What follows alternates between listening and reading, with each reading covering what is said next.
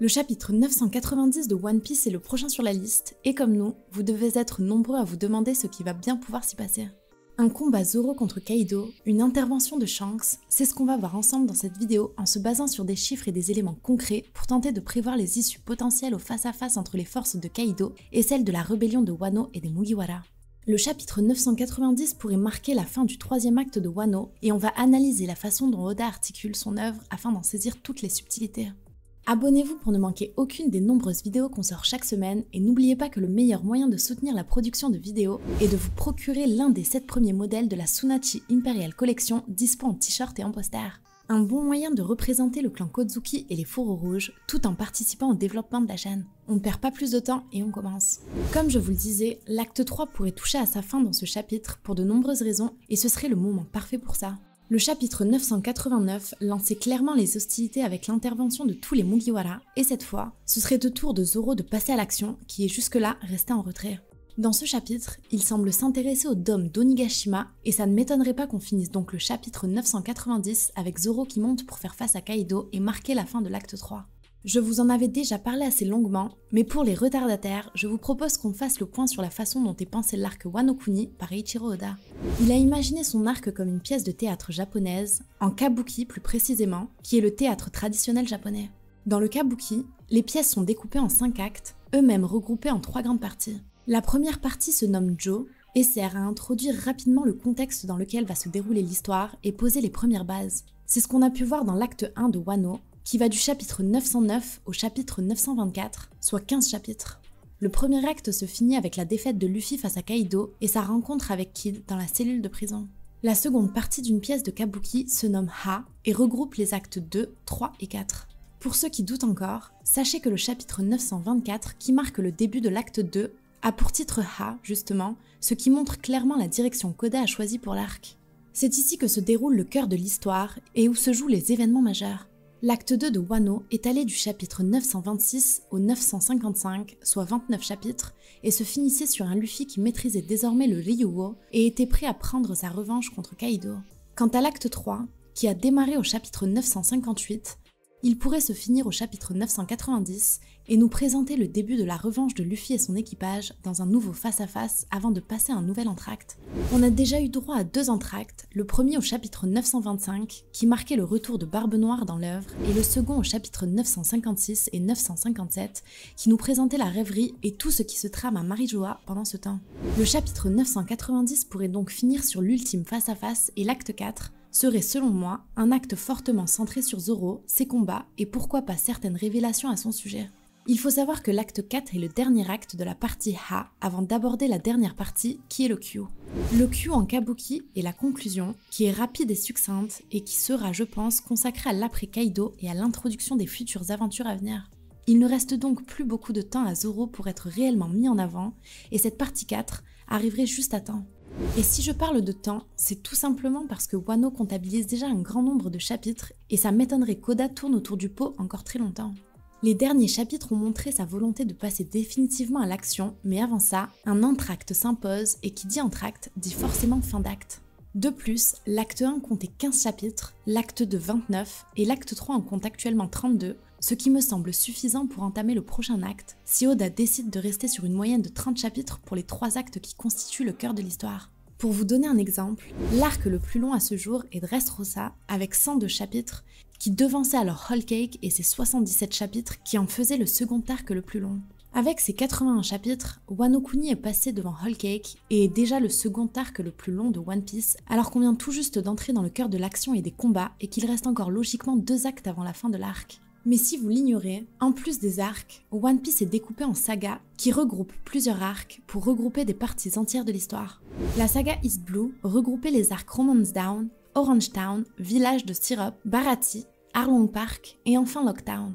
Cette saga qui compte près de 100 chapitres nous présentait tout le début de l'aventure du premier chapitre avec Luffy jusqu'au départ de l'équipage pour Grand Line. La seconde saga est celle d'Alabasta et regroupait Rivers Mountain, Whiskey Peak, Little Garden, Drum Island et Alabasta.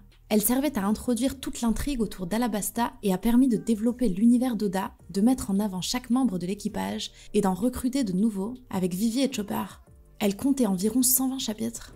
On enchaîne avec la saga Skypiea qui regroupait un peu plus de 80 chapitres appartenant aux arcs Jaya et Skypiea.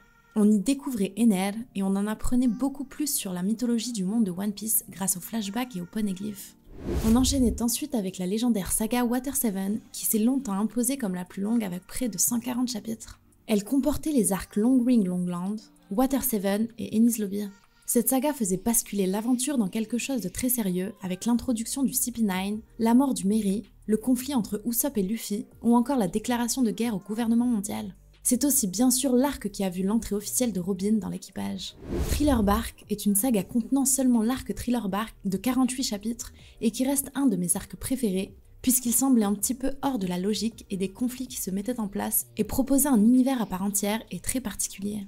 C'est là que Brook rejoindra l'équipage.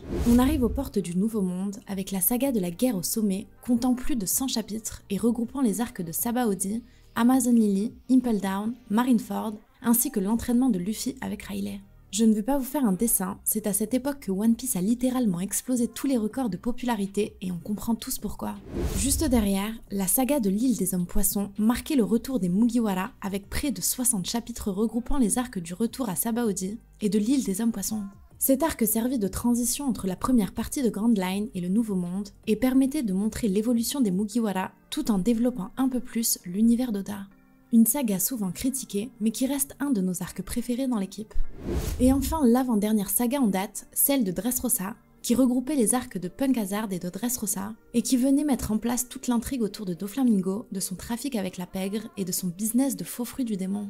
Plus de 140 chapitres pour cette saga, ce qui en a fait pendant longtemps la plus longue depuis le début de One Piece. Mais c'était avant l'arrivée de la saga qu'on vit actuellement. Pour ceux parmi vous qui l'ignorent, nous sommes aujourd'hui dans la saga des Yonko, qui regroupe pour le moment l'arc Zoo, Whole Cake Island et tous les chapitres de Wano Kuni sortis à ce jour.